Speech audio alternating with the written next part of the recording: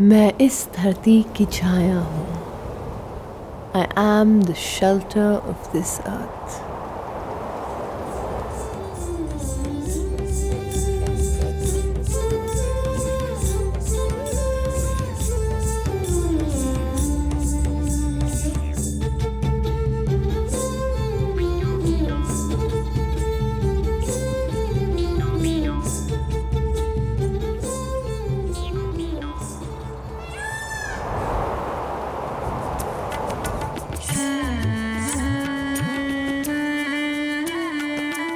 Nearly 300 years ago in Rajasthan, Amrita Devi Bishnoi wrapped her arms around the bark of a Khejri tree to protect it in her embrace. Along with 360 other women, she defended a sacred grove and sparked a global tree-hugging movement. Chipko, embrace. Despite being in the heart of the Thar Desert, Jaisalmer is home to hundreds of these sacred groves, Orans, which have been protected by communities for centuries. Nomadic communities encircle these forests with saffron, milk, honey to mark them as sacred. No one hacks a single branch from the native trees and no one tills a square inch of Oran land. And the Orans reciprocate. They provide water, pasture, sustenance and shelter for the people and their cattle. They are a spring of abundance and the key to survival in the desert, passed down from generation to generation as parampara. Orans are still officially recorded as wastelands and are being given away for the creation of solar and wind farms, destroying delicate ecosystems that make the land naturally resilient to the changing climate. Sitting under the shade of a 400-year-old Khejri tree, we spoke to the women of Oran Bachao, who have come together across caste and religion to protect the land and to understand how the land replenishes them. आपको इस धरती से क्या मिलता है? धरती से सब मिलता है. अपने मूंग है, बाजरी है, ग्वार है, तिल है. वो हैंग धरती में निपचे धरती अपन हैंग दे. अल्लाह री सब्जी बनावा, ई खेजड़ी रे हंग रे उंगर सब्जी बनावा. अब खावा, वो में ताकत है.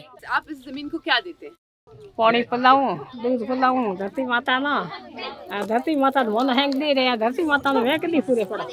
तुलसी पूजा करो.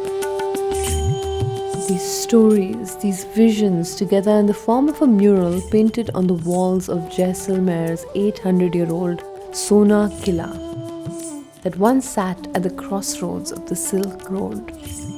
A granary named after the goddess of abundance herself, Annapurna Bhandar, could at one time hold enough grain to sustain the entire population for 12 years. We crushed minerals of this land for our colors. Lapis lazuli made our sky blue, cinnabar for red, indigo for rivers, puri and sindoor for red and orange. Bound together with gum, Arabic and gold, we revived an ancient tradition of indigenous painting. Here, everyone has access to beauty.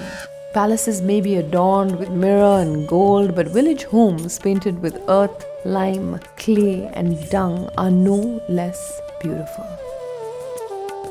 Mandana paintings not only cool houses in the pulsing desert heat, but are also a ritual practice to protect home and hearth, passed down from mother to daughter. Soil from the fields we sat in became the brown on the land in our wall. Here, every seed is said to have a kul, a lineage, and every cloud a familiar name, despite seeing fewer than 40 days of rain every year. When a monsoon wind arrives, people greet it like an old friend. The Godavan is the daughter of the grove, and the wisdom of the Saguncheria is like an oracle, speaking with spirit and singing signs and prophecies. We painted sun and moon and women from scheduled castes and tribes. The Meghwals, the Lohars, the Meenas and the Rabaris.